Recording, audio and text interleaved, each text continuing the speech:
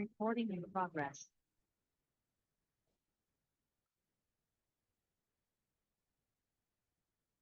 No, it works. Nothing good with it.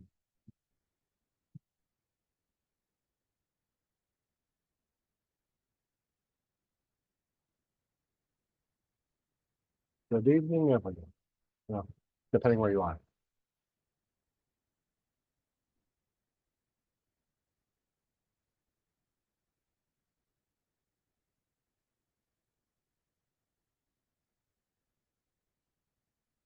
Can anybody give me a sound check out there? Can I make sure everything's okay? Gail or Lori, maybe? Okay. Hello. Hi, Lori. Can you hear me? Yes, I can. Okay, good. Hopefully my camera video is going to be stable.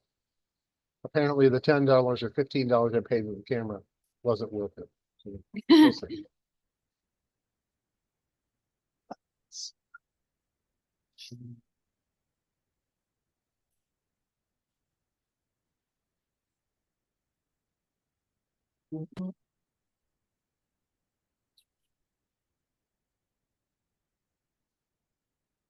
So we will get started in about 5 minutes. So this is your opportunity to go get whatever.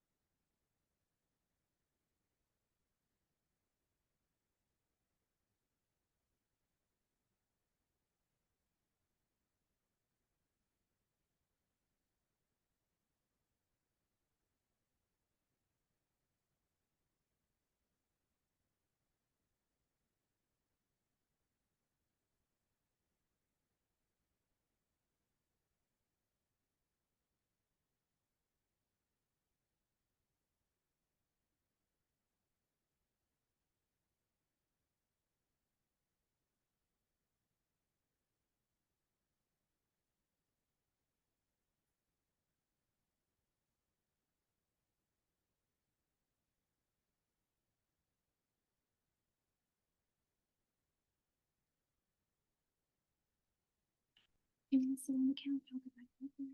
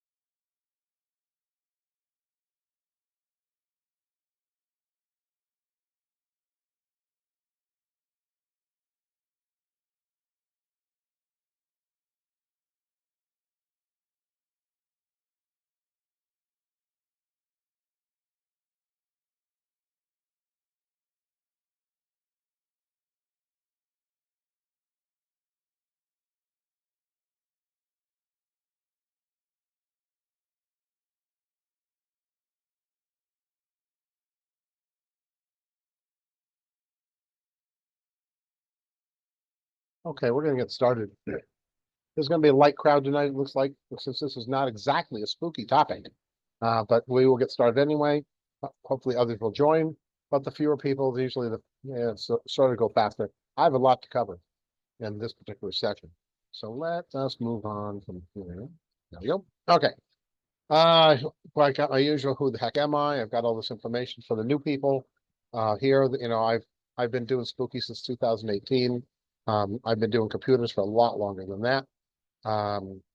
You can, and if you notice on my title page here, there's my my Gmail account and my Telegram group that I have as well. You're welcome to join. That's probably the easiest way to get a hold of me.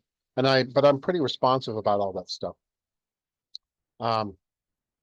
So in the last 6 months, I've added the central and plasma in October and the scalar in March. So that's where I am with all that stuff. So why do I do these sessions? Well, I tend to do stuff for newbies, which this is not, by the way, and I apologize for that, but I think it's an important topic. And so we'll see how that works out. There's some stuff in here that's a little advanced for people who really have no tech skills, but I don't think we have a whole lot of them here anyway. That doesn't mean that they won't use them later. So I've got a lot of years doing this, and I'm pretty good at this stuff. So my boundaries, I do tech. I can help interpret things. I'm not a practitioner. So it's like, well, I'm trying this, and what program should I use for that? It's like, well, I just do a search. I mean, literally, I'll do a search on the spooky program. If that doesn't work, I do a search on Facebook and see what people have to say in there. As far as, well, you should use this frequency and this waveform and all that. I leave that to people who actually are a lot smarter than me about spooky stuff. What I can help with is installing and how do I and that sort of stuff. And I do some amount of private sessions for free. That's as the time permits and that sort of stuff. But for the people who are really tech challenged, I've done a number of those because people get in this and it's like, what do I do with this cable? That sort of stuff. And that's really frustrating. I mean, spooky is actually it's really not bad to use once you've done it a few times. But, it takes a while to get to that point. So we're going to do our overview. We're going to talk about remote control and why you need it. We're going to do some demos, and we're going to go through all the installation stuff in real time. So that'll all be in the video. I'm doing the same session tomorrow morning at 9 a.m. Eastern time, but that's like 2 or 3 in the afternoon in the UK. That's the reason I'm doing it then. So, and everybody who's signed up for all this stuff will get both videos. So that won't be a problem. Okay. So what the heck is the remote control? Essentially, remote control is controlling your spooky PC from something or somewhere else, all right? But you still have to have a Windows PC. The fact that you can control your PC with a Mac or an iPad or an Android, you're still controlling the PC. So we need to make sure everybody knows that. This does not get around the requirements for a Windows system. So why the heck would you want to do this? Well, for me, I actually have 3 spooky computers because I have 3 areas. Right now, I'm in my den, and my den, I have 10 XM generators in here. Why do I have 10 XM generators, you might say?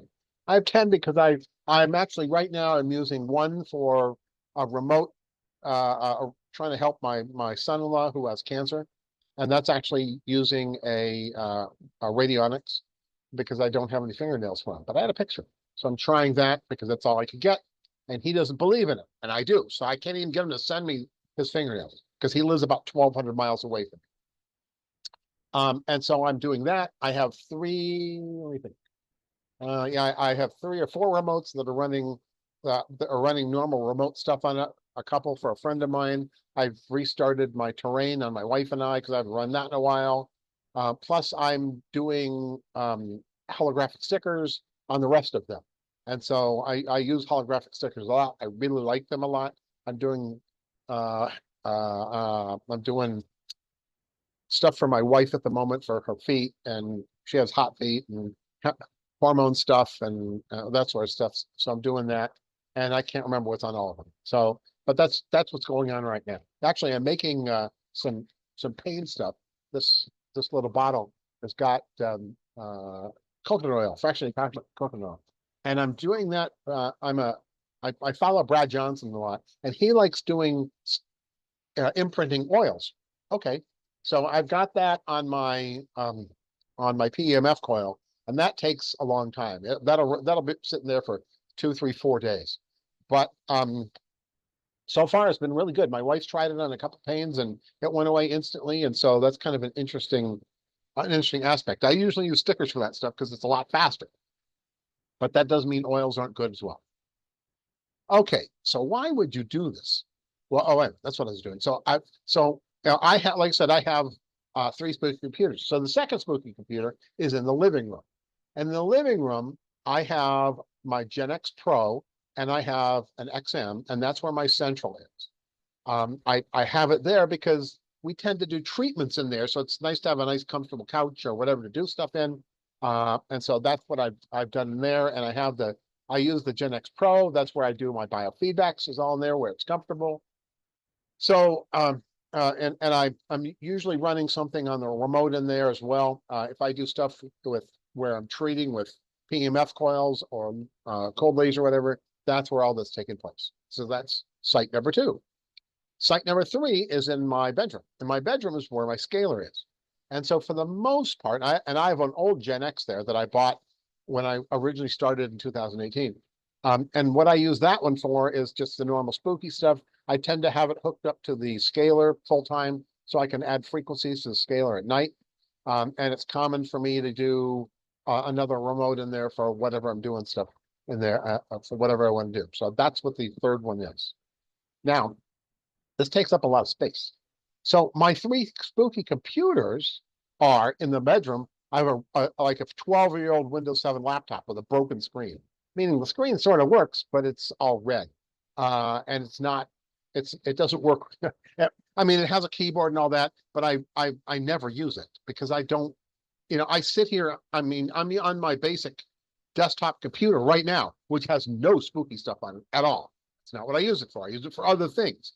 And so I remote control all that stuff. So in the bedroom, I have a Windows 7 laptop. And the other 2 are mini PCs. And the mini PC over here on the right side, if you can see it, this is the palm of my hand. That's a mini PC. And the mini PC, we lost people. I'm losing them already. Anyway, the mini PC, that actually, I paid about $120 for that one 5 years ago. And the advantage of those, I mean, this is actually the mini PC sitting underneath my XM Pro generator. And so it's about 2/3 the size of it. And that's why I kept stuff. I mean, that's why I have it running.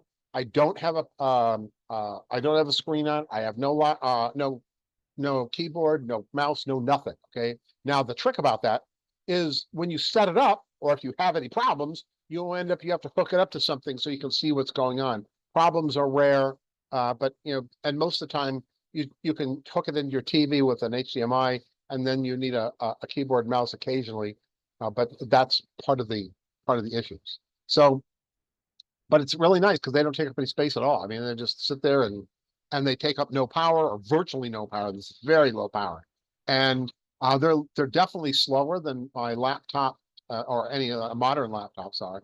But slow for them means that it takes 4 minutes. It actually takes three minutes for it to boot up and open up everything. While my big computer here that on my desk, it'll do it in about 35 seconds.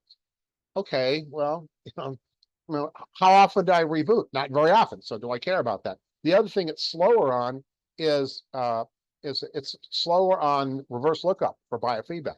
Well, I don't use that very often anyway. And again, if I do stuff, okay, so it takes 3 or 4 or 5 minutes, I can wait.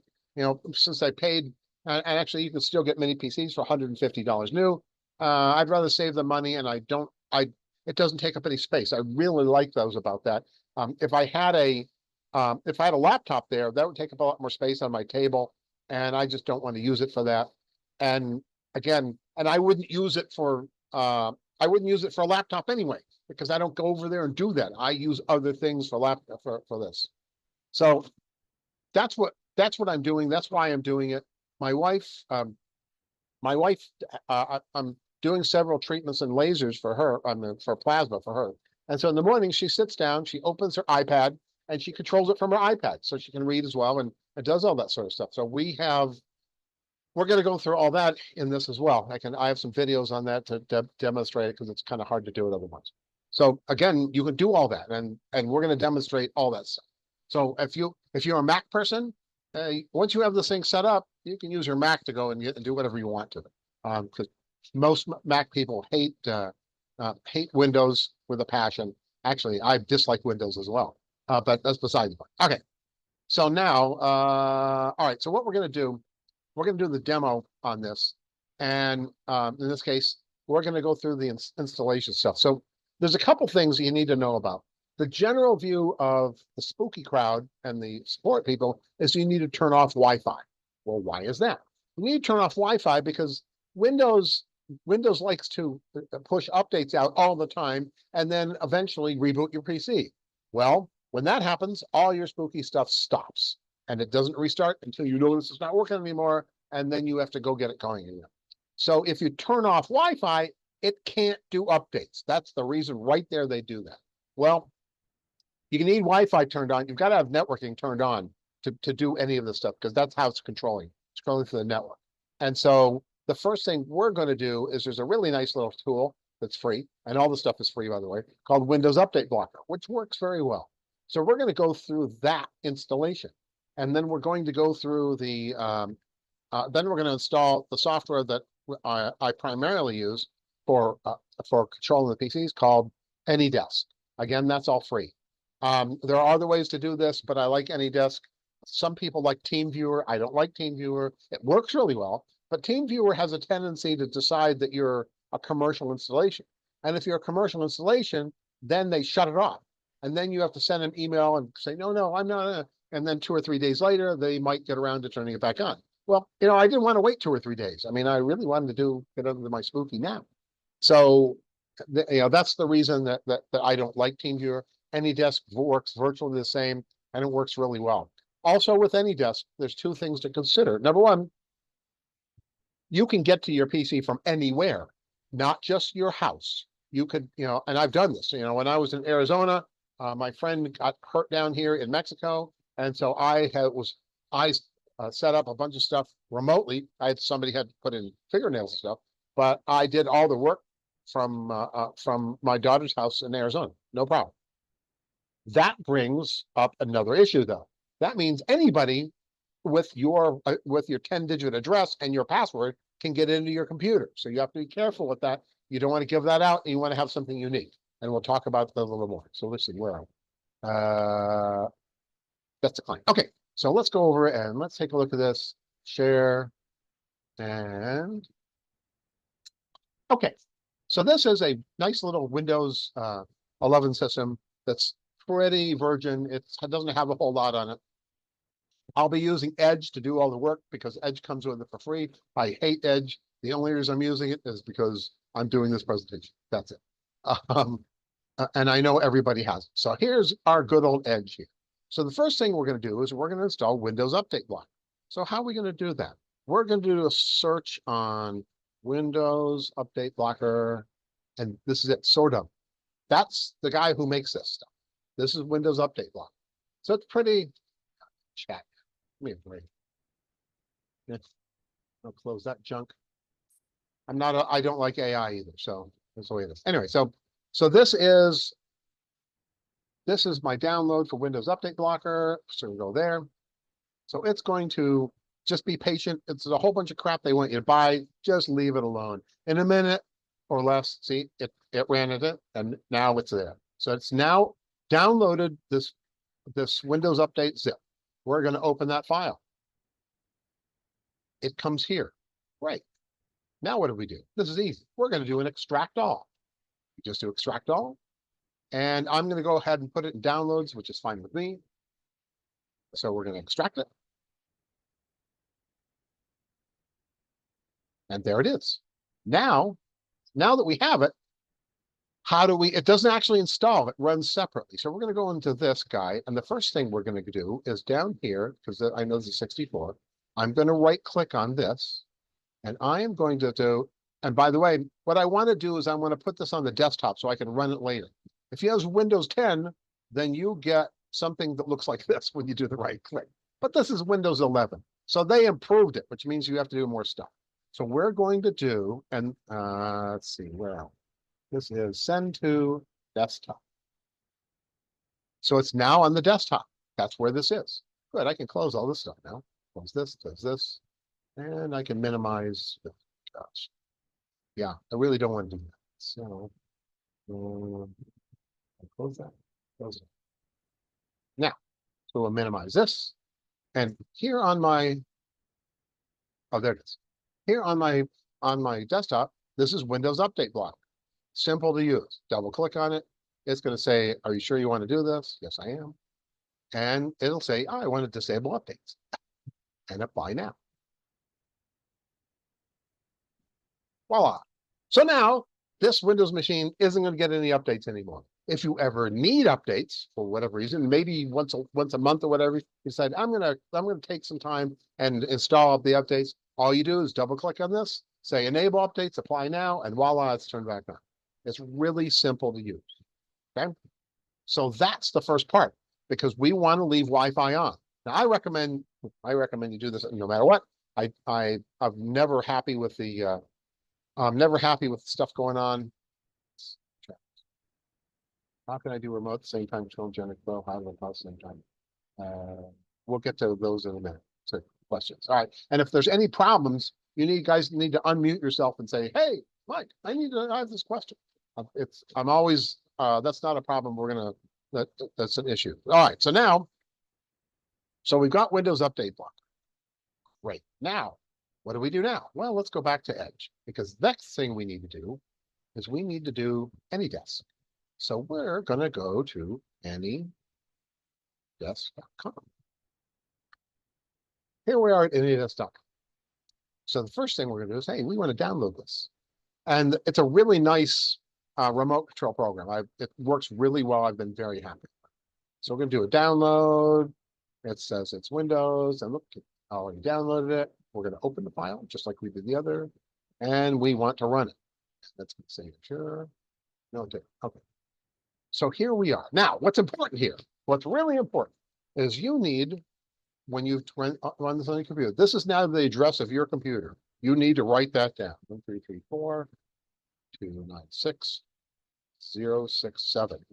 That's going to be your address here forever. Okay. But we're not done here. So this is the shell version. So if somebody wanted to do support on your computer and see what you're doing, this is what they would have you do. They can't do anything yet, but they can look at it. We actually need to install it, the full AnyDesk. So we're going to do that. So we click on that. We say accept and install. Do you really want to do that? Yes, we do. And install this. This is the printer driver. So you can print. One of the things you can do if you, once you have that driver installed, you can print from your remote and it'll print on your local printer. That's what that was about. Okay, so now we are in this. This is our welcome. Next thing we want to do is we're going to go into the main menu. We need to set a password because we want to be able to get to this remote. And what happens without the password, what'll happen is they'll get prompted every time the person would be. So, that's the idea that, oh, I have this and I'm going to let you use my computer for a little while or work on a problem. That's what it's for. That's not what we're doing. We want to be able to run unattended. So, let's see. Brown, 1, 2, 3. Okay. So I'm going to set a password.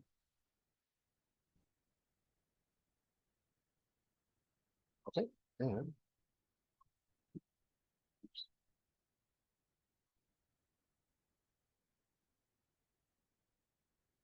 not a great password, but it'll work. So, and the only thing else, I prefer to only show this if the AnyDesk is open, because otherwise it pops up to this crummy screen that I don't want to see. Okay. So now we have got this in.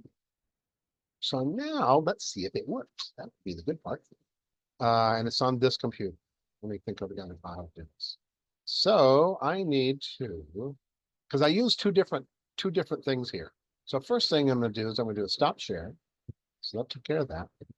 Then I'm going to close you. And then I'm going to go to Let me share my. Share screen. Okay. So now we're in on my entire screen. Windows. Let me guess. Okay. Can you guys see my AnyDesk stuff here? I hope. All right. So that 334 296 067.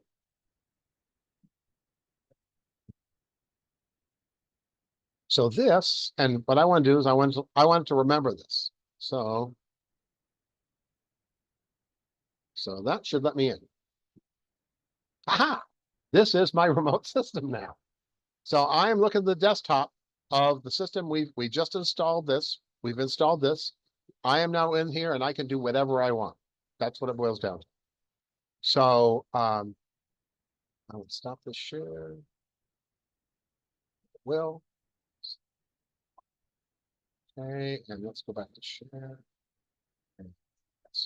So this is now sharing everything. So let me show you from there. Let me stop this. Yes. Close you. And you can have multiples open if you want to, but that gets too confusing for me. I need what I want to show you, if I can find it, is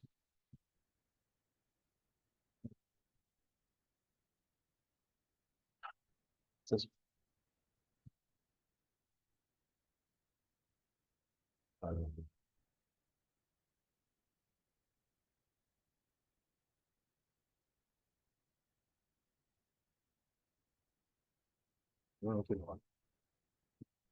Okay, so let me do something else. So with that, we can share this, find it, Zoom, share. So essentially, that's what this is. This is this is my living room spooky. And so, like I said, I have my plasma here. Yep. You can see it's got a little plasma here. By the way, if you guys haven't done this, if you have a plasma, if you right click on a generator, you can say, is the spooky on it? And you want to do this. And it's poorly documented. You say, yep, I want to do that. That gives you two things. Number one, it gives you this cute little icon over here. Who cares about that in reality? But the other thing it does is that the central is sensitive to the amplitude levels. So if you send something to it, you can actually burn it out. When you set it up this way, it won't let you do that anymore. If you load the wrong type or the wrong whatever preset, it'll fix it so it can't do it. So it's really important if you have a central to do that. And then of course, this is my Generator X Pro. So let's go back to share. Let's go back to the presentation. So we have done that on the Spooky. Okay. Now, I'm not going to show you this because it's the same thing. If we want to install this on Windows or a Mac or on Linux, which is what I'm using at the moment, it's the same thing. You download AnyDesk, you do an install. You don't have to set a password unless you want to be able to remote control that computer as well. I tend not to. So on my clients, meaning on my desktop that I'm using that doesn't have Spooky on it, I do the same process we just covered, except I don't do a set password. I don't need to. Now that's only if I want to get into it from other places and I don't. So for the most part, I don't do this. Okay. So let's talk about a good old iPad. Let's look at that. And that's a little different for me. So I want to share, and if I can remember how to do this. Ah, no. Video. That's what I want. And then this is in videos.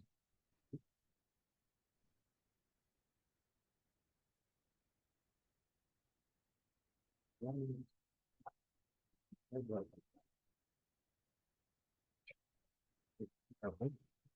this is okay. So next one is this. This is something I did today. This is a demonstration of controlling my Spooky2 computer using AnyDesk on an iPad. So you can see I can move the mouse around. This is not like on normal iPad where you just tap on stuff. If I tap on control, nothing happens. I actually have to use the screen like a trackpad and move the little pointer over to control, then I can tap on it, and there we are in control. Let's go back to presets. Now, what if I want to type something in? Well, if I drag from the right side of the screen, it'll bring up a little keyboard, and now I can see the keyboard and I can do whatever I want, test, enter. There's how that works. And the last thing I want to show you is if you drag in from the right and go down to the X on the bottom, that's how you close the session. That's what, I hope you enjoyed watching this. I hope it's informative for you. Okay, so now we're going to stop that share. So what I want to do, stop, there we go. What I want to do is we're going to do, let me show you the Android version, which looks amazingly almost the same, but of course it has to be a little different. That's the way it works. Here's the Android demo.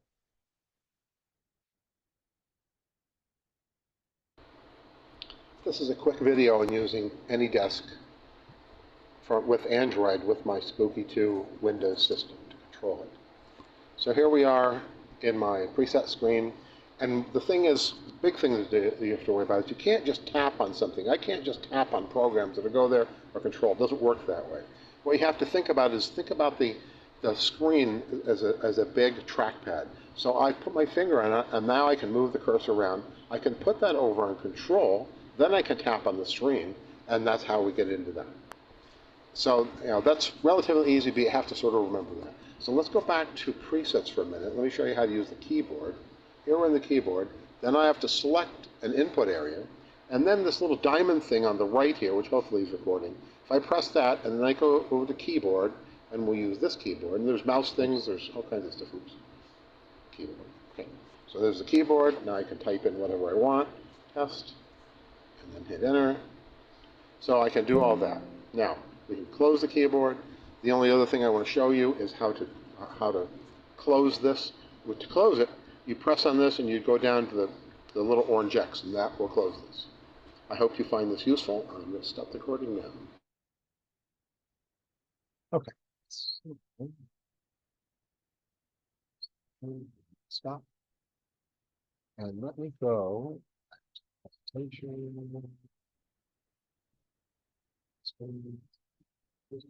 Okay, so we saw how to run it on an iPad. Actually, and I'm not covering how do you install apps on the iPad. Hopefully you can figure that out.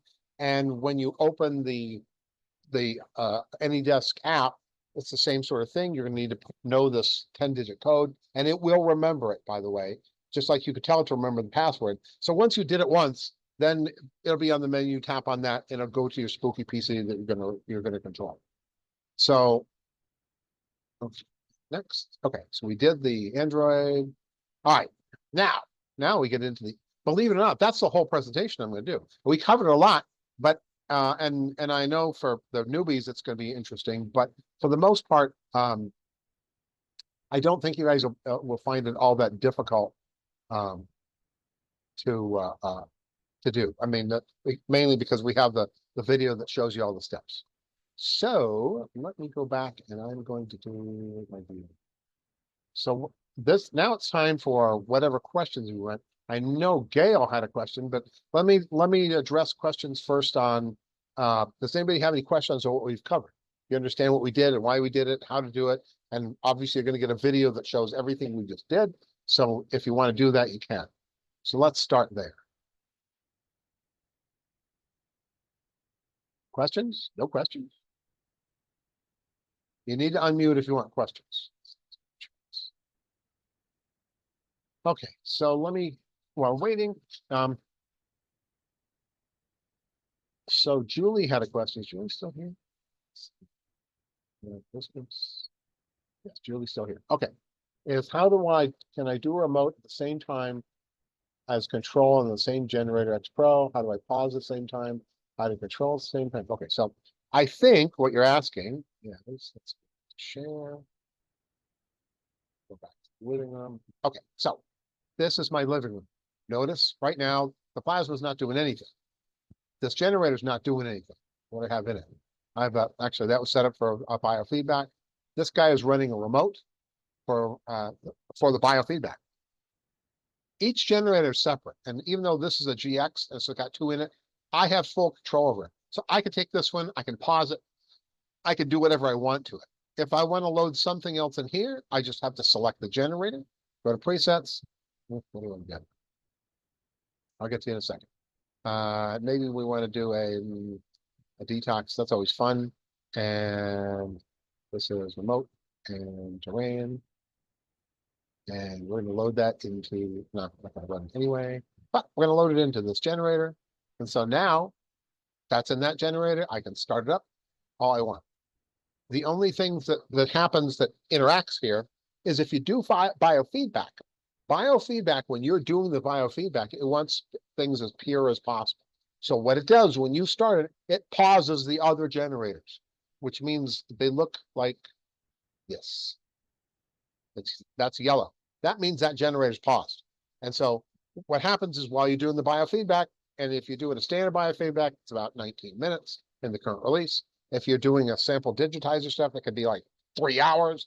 Anyway, while it's doing its thing, it's going to automatically pause all the generators. And you definitely want to do that. You do not want to unpause them. You could, but you don't want to because it affects the quality of the biofeedback.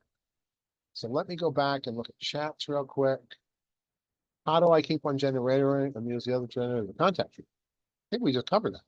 Lori, did I cover that for you well enough? Does that make sense now? Why don't you unmute so I can hear you? It totally makes sense. Thank you. Okay. I was Yeah. typing it while you were explaining it and I hit send. Yeah. Thank you. And I think you guys are, and I don't know all your experience, but I mean, when you look at the spooky software, you look at the screen and there's a lot of stuff on the screen. There really is. It's doing all kinds of stuff. But for the most part, we're concerned with overriding, loading them and stopping and starting them.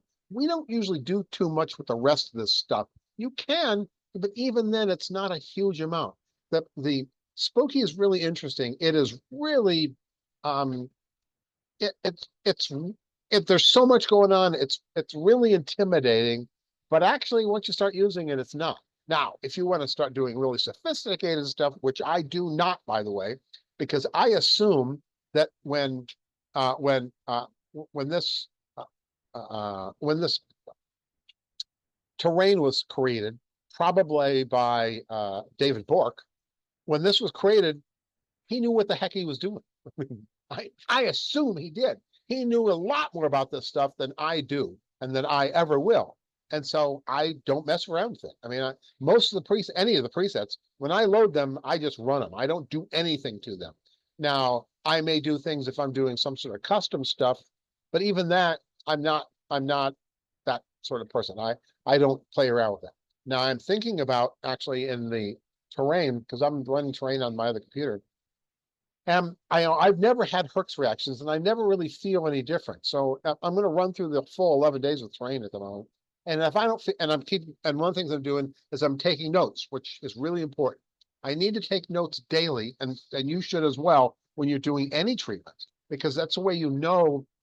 That's the way you know if it's making a difference. If you don't take notes, then what you're doing is you're assuming, that's like, well, I really don't feel any different. Well, maybe it's because you didn't notice it. That's why you need to take daily notes, frankly. Is how did I feel today? And that my view is I can't tell you how I felt yesterday. I guess I felt okay. Oh yeah. Geez, I don't know. But when you're using the Spooky for treatments, you need to keep notes on that stuff because you won't remember the details tomorrow. That's what it boils down to. That's human nature. Now, maybe you have a lot better memory than I do. Maybe I need to run some memory programs, but that's just my view. And my wife's the same way. She doesn't remember how she felt 2 days ago or a week ago or whatever she does. You don't. That's why you need to write it down. And that's what I'm trying to do with terrain, so I can decide am I actually feeling things or not? That's the idea. Okay, so what other questions do we have? Checks. Okay, so Julie got that, good. Is that it? I mean, is that really it? We don't have any other fun things to talk about? If we don't, it'll be the early night falls.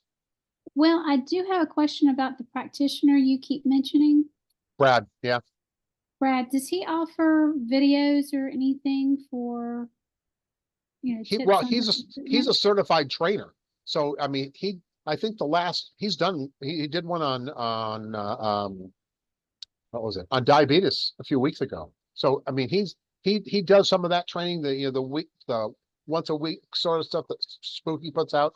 He's done a bunch of that stuff. He's done stuff on scale. He's done stuff on all kinds of stuff. Now, the other thing is some of the practitioners do is they will help you out. They'll do individual stuff, and Brad will do that as well. One of the differences between Brad and some of the others, most of them they'll do individual consulting, and it's this much an hour and all that. And Brad works on donations only. So, especially, and I don't know about the rest of you guys, but a lot of the people that are using Spooky are using Spooky as a last resort. They scraped up all the money they could lay their hands on to buy the Spooky, and they don't have a lot of extra money for any of that sort of stuff. And so, Brad understands that, and so he'll accept whatever donations. And if you can't even afford that, that's fine as well. And I will put something. Wait a minute. I will send stuff out to everybody who's on here and make sure that his email's in there. Because if you need to have a consultation on, I have this problem, what do I need to be doing? You can just email him and he'll set up an appointment. One of the things he does, he'll do it via Zoom, so he records the session so you can see what he said and what he showed you and all that later. He does a really good job of it.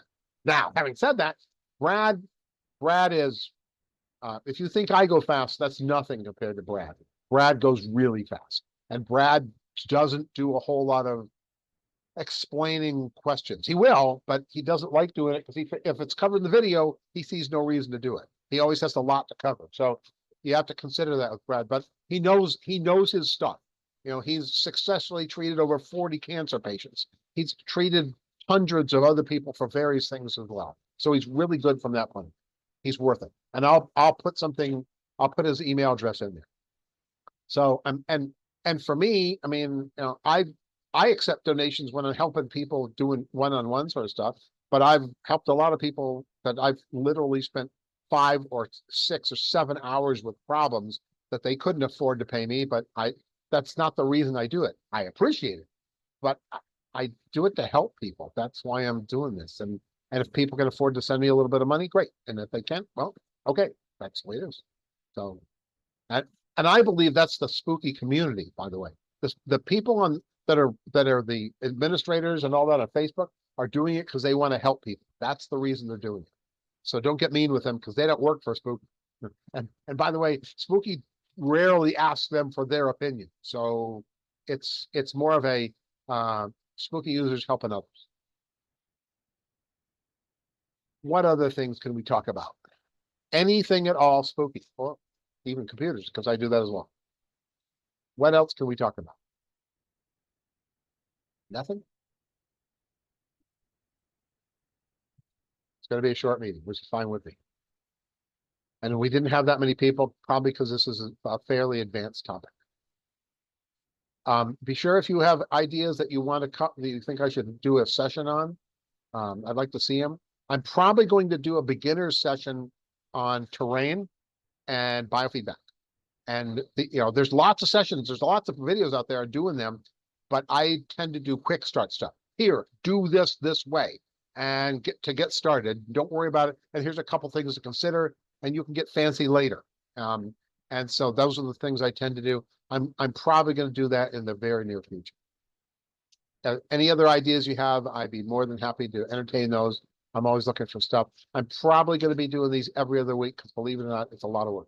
And so probably it'll be 2 weeks before I do my next one. Does anybody have any other questions? Well, if you don't, then we're going to close this down. If I get this in. Yeah, I know the biofeedback is Sorry, important. can you hear Yes, me? yeah, I can. I always had a question on how to do you know like not a scan. Like let's say I have a client that has cancer and I want to know what particular cancer they have. I wanted to do like gray scan, but I never figured out how to do it properly. I, I'm I'm having trouble understanding exactly which words. What kind of a scan do you want to do, and for what? A gray scan? Oh, a grade scan. Sorry, yes. Okay, grade scans. Oh, that's a fun thing to cover. I don't mind talking about it. Why am I Okay. having trouble? Anyway, all right. So here we are in my good old spooky here. So this is a good place to do it. I assume everybody can see my spooky screen. Yes. Yes. Okay, good. So let's talk about this. All right. First, we're going to go into presets, and then green, and then this is a biofeedback, and this is a generator X, which is the best place to do this. And we're going to do a grade scan. Okay. So grade scans.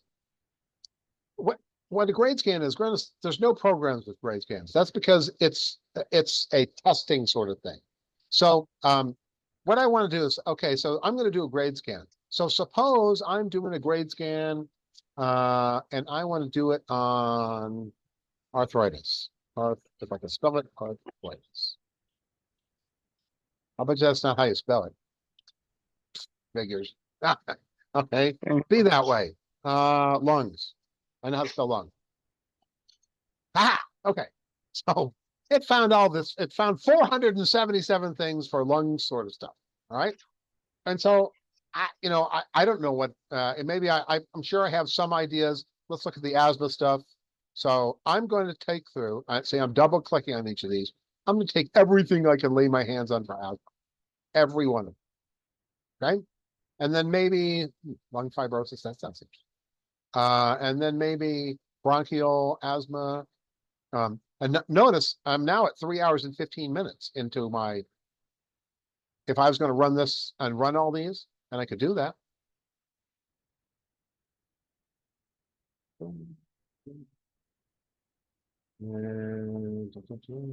No, so up to 6 hours and 24 minutes. All right, that one, general cough. What are they fun? All right, so here we are. We're now at 7 hours, 57 minutes. For those of you who don't know, when you're doing remote work, the recommendation is no more than 4 hours. Okay. The reason for that is the idea is you want to hit each frequency at least 6 times in the 24-hour period. So if I had 8 hours, I don't only get them 3 times. And so it would take longer to do any treatment. So the rule of thumb is no more than 4 hours. And if you're doing contact mode or plasma mode, unless you're going to run it at night, you don't want really long things anyway. So right now we have almost 8 hours worth of frequencies that these are in this program. So we're going to go over to control and we're going to stuff this into generator 30, which has to be GX. Now, the other thing you want to do while we're here, and I haven't seen a couple, is the log name. Or whatever you want to put in. And it puts it as part of the naming. Now, so we have this grade scan in here, and we have this in here. Now, there's a couple of things, most of the practitioners prefer to do angle and current, which is not the default. And the other thing that's in here is this max hits. Normally, what happens is that when you do a normal biofeedback, you get 10 hits, so it's set up to 10. Right now, this is going to give me everything there is in the world. Every one of them is going to show up in the list. I don't really want to do that. I'm going to say I want 10 hits, okay? Or whatever I want. And then the trick is you want to make sure you do a scan. And what it's going to do, it's going to go through all the frequencies and all these things and test it's going to run that frequency on you and see what kind of response it gets and log that response. So what's going to happen is from all this list of 155 frequencies that we have in there, I'm going to get the top 10 because as I said, 10, the top 10 responses. That's what's going to come back when I get my results. It's going to give me the top 10. Actually, and one thing that I've not seen anybody cover, because I'm not going to do this because it would take too long. But sometimes, and I've seen people do this, where they do a biofeedback and they get out of the screen, they don't save anything, whatever. But one of the things you could do is you can go with these down here, analyze and analyze plus. Okay. Analyze is the standard one. Analyze plus is actually the angle and current. So I'm going to do an analyze plus. And then what it's going to show me is all the things that I did. All these things is these are biofeedback stuff that I've done. And I can go back and I can look like on this one. I want to redo this. It'll build me the list of whatever. So that way, if you need to go back, or one of the things I do is I forget to do the both. And so it's dang, but I can go back and do it this way. So here's the top 10 frequencies of this scan data. Notice in my name, I put Michael Stomach. And this was, when did I do this? This was in May 12th at 10:15 in the morning.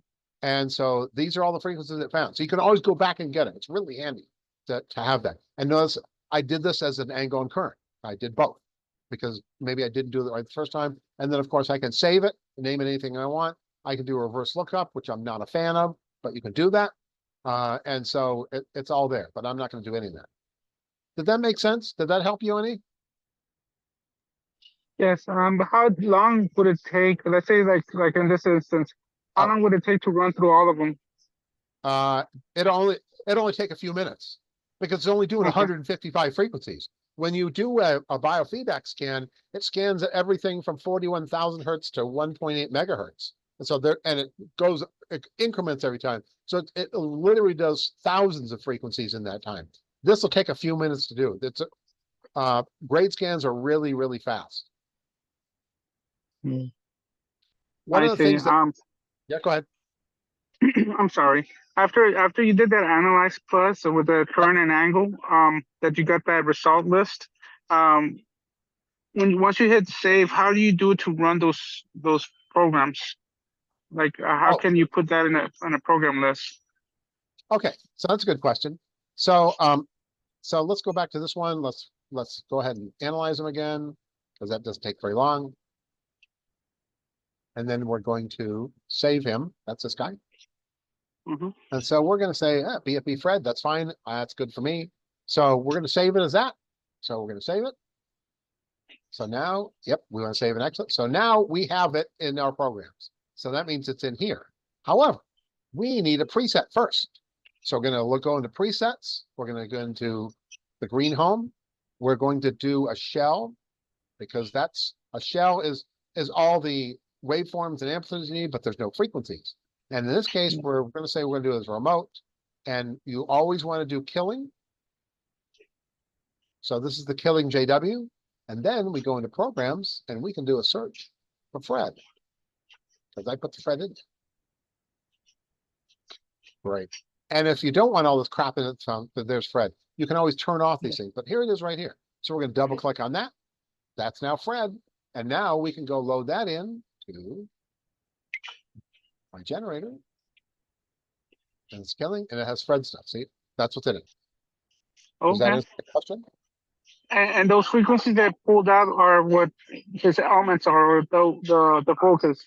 You don't have to look for a general specific program to run, correct? Yeah, you in order to use the frequencies you've saved, you must load a preset, a shell preset, and you need to do a killing preset. Okay. Okay. So that's what either microorganisms or bacteria or viruses that were found in his system. That's correct. Those are the top 10 hits. Yes. Okay. And it just loads it automatically after the preset. You load it as a program, and that's it. You don't have to be searching for anything else, correct? No, Like I mean any specific program. you could certainly do that. You could say, "Yep, I'm going to do killing," and then I want to put Fred in there because I did Fred. But if I wanted to put some other stuff in there, I can add whatever I want into the loaded programs. Okay. So you can, because I can add whatever I want in there. Now, the one thing that I haven't covered, but I have in the past, is one of the things I always do so I've done that. I built this killing, I added Fred to it, but I like to know what I did. So I'm going to save my Fred preset. It's a preset. And let's see, I'm going to put it in people. I don't have it. Do I have a test? No, remember, I don't yet. So let's create a test. Because I don't, even though it's for Fred. So one of the things I do, let me show you. When I first started this, when I would save things, because one of the problems you can get into with Spooky, you can make all these things all the time, but I won't remember next week what I did. I won't remember Monday what I did. I mean, just there's too much to do. So anytime Right. I create something, even if I'm just doing it for you, and it's just something that's a preset that's automatically there, I always save it because I want it associated with your name or something. And when I originally did, I would put it in, I put all my stickers together, or my shell, my remotes, I put them all together. What I found now is I'm actually helping a lot more people. I wouldn't say treating because I'm not a point technician. But what I've done, and most of these are close friends, actually most of them are family. And so as I'm creating stuff, I actually put it in a named file. So in this case, this is test. And then what I'm going to do is, actually, I'm going to go back to people. Let me go look at Jeff. He doesn't have them. What I do is I name my things with a date, and I have a code. This was a sticker, and this is what it does. So in this case, we're going to put this in test. And what I'm going to say is this today, 2024, 06/28. And that's for saving. And this is a remote. So that's a remote. And this is for Fred. And this was a BFB scan or whatever it is. What I can name it almost anything I want. But that way I Okay. can find it later. So if I go in here, that's it. That gets me into people. I put it in test. And there's good old Fred. And Wow. then when I go and overwrite the generator, see now it just says killing, and you have to look in here's what it is. Well, I'm going to take this and I've named it. So it's going to show my name up here now. So that makes it a Right. lot easier to see what the heck is going on. Because that's the other thing, when you have 10 generators, what am I running on each one? That's a challenge as well. But it's really important. And 2 weeks ago, I did a presentation on that, on saving your presets and naming them, because it's really important. Because Right. like I said, I know I created stuff for my wife on Monday for something. I don't know what it was. And I can go back and I can look at it. And then if her friend, Barbara, has the same sort of problem, then I'll go get a copy of that and I'll save it into a Barbara one. So I know what I gave Barbara. I mean, Can I ask you a question? of course. Let's say I have 2 computers at 2 different locations running generators, but Yep. I come up with a preset for a specific program that I wish to run on that. How should I transport that program over to the other computer? I thought about doing a session on it, but it's not in advance. So what happens with that? Let me show you. We'll go into here. So we are in here and we're going to go look at this PC and Windows, and it's in Spooky2 and preset collections, which by the way is the easiest way to do this. And the user, it's down here. These are all the things I've created. Okay. So the easiest Yeah. thing is I could copy them over. You have to be careful of that, because if you're doing things on both sides, and this is a preset. The advantage of a preset, presets are fully self-contained. You actually can go look at some of the presets that Spooky ships, and it'll have programs in it that don't exist anymore. You can't find them in the program database because they've been renamed or improved or whatever. It doesn't matter. A preset is totally self-contained. So I could take this guy that we just created, this one right here. I could email it to you, and as long as you put it in the user folder in the Spooky2, you could use it.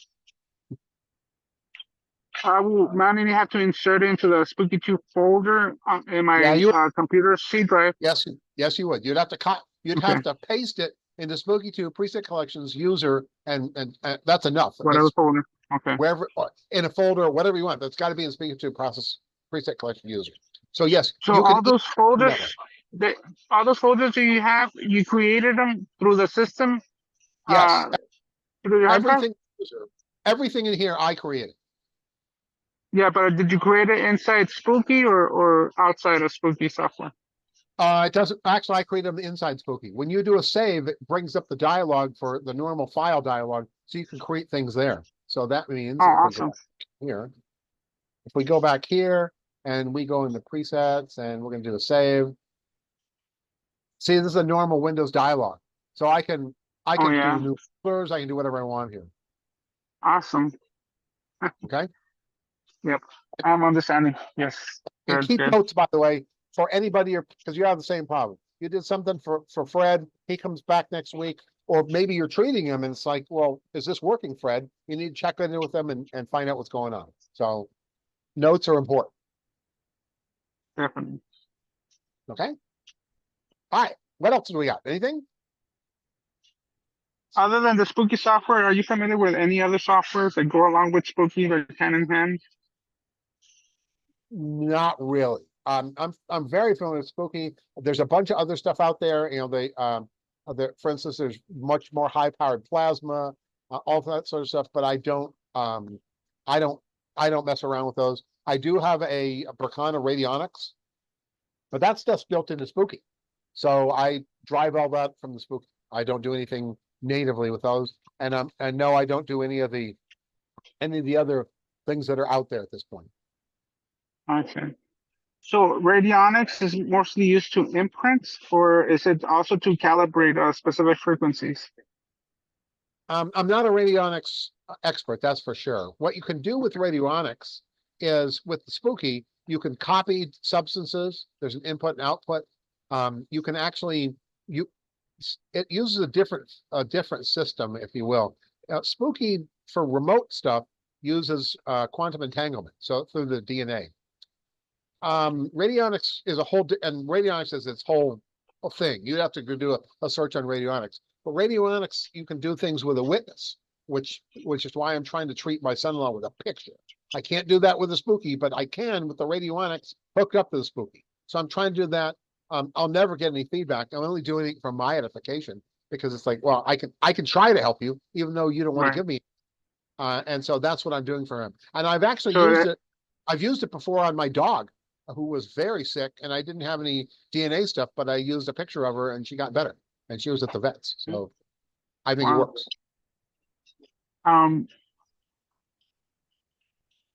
So radionics acts like a wishing well, more likely. I think like so. I think the so. primitive one. I believe so. Wow, interesting. That's awesome. Other than that, is there any way to I don't know if you've seen this new technologies where you use this frequencies to vibrate resonators underneath beds. This new concept. I haven't seen that. There's a whole lot of interesting technologies, and they all seem to work. But I haven't found a whole lot that I couldn't do with the Spooky. And so, I mean, some of the stuff. For instance, I'm a believer in PEMF, and so it'd be really nice to have, the Spooky, the big PEMF mat and all that sort of stuff. And I know those work, but I have a limit on, especially I have a limit on funds. And so I can sort of do that with the Spooky anyway, and I can treat the stuff that way. So while I'd like to have one, I'm not going to spend the $1,800 to get it. That's what I'm always doing. Yeah, that's understandable. Yeah. How about there's custom equipment like for what's it called, the Bitron, it's kind of like a zapper. I know that Spooky could do that. Is there a specific program where it just takes care of parasites and other microorganisms in the body, or do I have to do Hans? Or do you have to do a what? Like Hans know the name of each single thing? No, I mean, that's essentially what Terrain does. I mean, Detox Terrain, I'll show you. Let's see, remote and Terrain. And Terrain is doing where? That's so Terrain actually goes through all these different things. This out of the way. Now, so it's doing metals for the first few days. Then it's doing chemicals and toxins, and then parasites are down here and liver functions. And there are specific programs for detoxing specific parasites as well that are built in. So if I go to programs and I do a search on detox, it has all kinds of stuff that's aimed at detox. I mean, and some things are on whatever. I mean, so That's a lot. yeah, there is a bunch. And most of us who've been using Spooky for a long time believe that does it. Basically, my view, and I tell people this, is does it work for everyone and everything? The answer to that is, the short answer is no. It works on some things for some people or some things for everybody. But in reality, if you really believe in spooky, the issue is if you're being treated for something and it's not getting any better, the problem isn't with the spooky. The problem is that you aren't using the right frequencies, which is one of the reasons you Right. need to keep a log. Well, we have that. As a matter of fact, if you're doing treatments with remotes, you need to check in at least every probably 5 to 7 days because it takes that long. It's a remote treatment. But after 7 to 9 days, if you don't see any improvement at all, it's time to find some different frequencies to try to treat you with, because it should have made a difference in that amount of time. I see. I know I tried terrain Yeah. once, but I got extremely ill, and I didn't realize it was the actual generator until my wife told me that it was on, and I said, oh, let me go turn it off. And once I did, I felt at ease. I mean, I was really sick. So I didn't know there's what was several going on. I had gone to a doctor and everything, and we couldn't find yeah. So, anything. but if you're sensitive or if you have a lot of toxins, that's what detox. And so we're back into, where are we? We're in the preset collections detox. And Detox. so, see this terrain low power? That's for people that are super sensitive, because terrain runs at 5 volts. Well, what I would do is if it's too much for you, I try running the 2.5. If that's still too much for you, what you should do is start here and run through that and then move up to the 0.5 and all that. It'll take you 55 days to get through it all, but you will get through it all. 55 days. Yeah, Okay. because each one is 11 days. So this is 11 days, but it's at 1/4 of a volt. And by the way, if you're treating animals and stuff, they recommend these lower ones to do because they're not as big. But that's what you do for that. So if you were getting really sick, yeah, you have some issues. Actually, Brad Johnson did a presentation which didn't get recorded last weekend, and he talks about when you're doing terrain, you need to keep notes on when you felt ill, because if you felt ill on day 5, okay, then you have some systematic toxins. Then you may want to go back and rerun just that, or find different things. Or maybe it was the parasites and liver function that made you feel really ill. Well, really ill means your body's trying to get stuff out, and so maybe you need to run just those or other custom things based on that. It's a really interesting concept of using how you feel during terrain to figure out what you want to do next.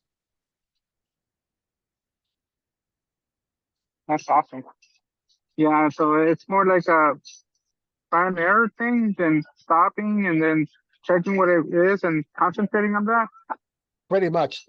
Brad's view is if it's really a problem, that stopping is your last resort. Oh, okay. He believes okay, so I'm in, so I've been running, let's see, did we put terrain in here? I think we did. So I've been running, we overrode it. Let's go back. Let me show you an example of what I mean. So suppose we're running terrain, right? So I put terrain on here, and I'm going to be in this generator, and things are going really well until day 5, and then I get really sick. All right. Well, what I could do is say, okay, I'm too sick of that. So let's go to terrain. Let me run it at half voltage. But I want to start at day 5. So we go here and we change the preset to 5. Oops. Oh. So now I can continue it from there, which that's also the trick. If something happens and your computer shuts down, you need to restart it, you can always go back and restart it the day you're on. But that's a really good way to say, well, let me try it at a lower voltage and see if I can tolerate it. And Brad is not a believer. He believes you need to get through it. And so you suck it up as much as you can. If you can't suck it up anymore, then go to a lower voltage, but keep doing it. Stopping for a few days is the last thing you want to do. Okay. Mike. Yes. Okay, when you just we're going through the terrain right now, and I've got that issue. So do you stop the current terrain and then go in and change the voltage and start it again? Are you kind of like just stopping the full power program and then reloading the lower power program? So Karen, how ill are you? It's really, if it's really a problem, then yes, you can do that. You could go in here and you could say, okay, I'm currently on preset number 5 and I'm feeling really bad. So I'll go get the lower version of it, the half voltage or whatever. And so I'll stop this one. I'll go get the lower voltage. I'll overwrite the generator and I will go to preset 5 and start it again. Okay, that answers my question. Thank you. Okay, good. I'm glad we had it, because that's a challenge. Now, of course, there's also, if you look, there are some perks programs that you may want to consider first. See these Herxheimer, like this one. Yes. There's this one, for instance, and that'll be running on a different generator. But that's one of the first things you may want to try is let me see if this will work, so, to help me to get through this. So use the top one first. Yeah, I would. Because notice the other ones are actually tend to be for Lyme. They don't have to be for Lyme, but I'd try that one first. Okay, thank you. Okay. Do we have any more questions? Okay. I hope this was helpful for everybody. You know, one of the advantages of doing this is that I can answer all these questions at the end that, were unrelated. I don't care. They're spooky related. And hopefully that will help everybody. We covered a lot of good stuff there in the biofeedback and in